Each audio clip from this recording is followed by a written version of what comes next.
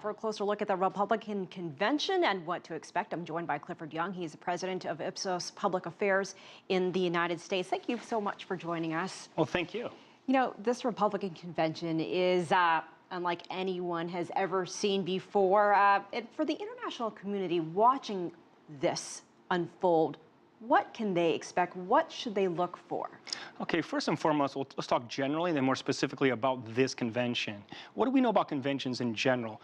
They're very important crystallizing events. They're mechanisms to rally the troops around the presumptive candidate. They're there to increase name recognition and salience. And indeed, historically, we know that they have a positive effect on the candidate, between 3 and 5 points in the polls. Well, now, what about Trump specifically? This is especially important in this convention, and the question is why?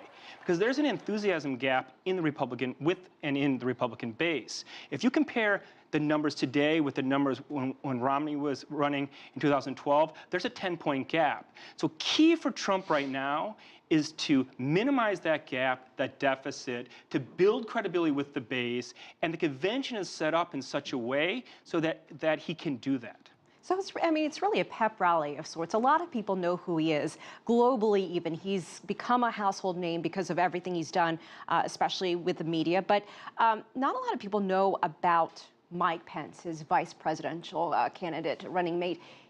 What do we need to know about him? Is this a way for people to get to know him better? Yeah, exactly. Going back to my initial point about building credibility, first and foremost, he was weak with the conservative base. Many see him as a liberal in disguise, right?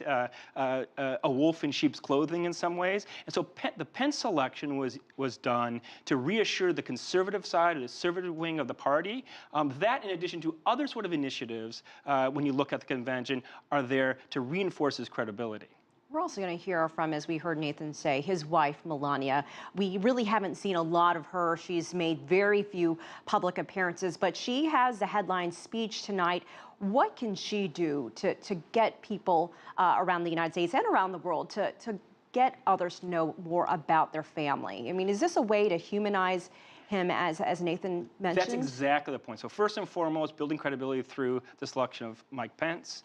With conservatives. Second, to sort of break that sort of notion the Trump, the caricature, right? Trump is a businessman. He's a family man. His family and his business partners are interspersed throughout the 3.5 days, and including his wife, obviously. And they're there to humanize him, to make him more familiar, to make him more proximate to people. You know, for months there was talk of a brokered convention. We really haven't heard much about that now, with Trump now the presumptive nominee. Do you anticipate any surprises, any drama at this convention, anything that could pop up?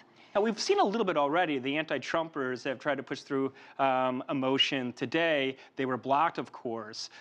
There might be some more, but probably not. The probabilities that he won't get it are very, very low. But for him, once again, it's about pyrotechnics. It's a show. He has to show that he's credible. And the more confusion that's around the convention, the worse for him.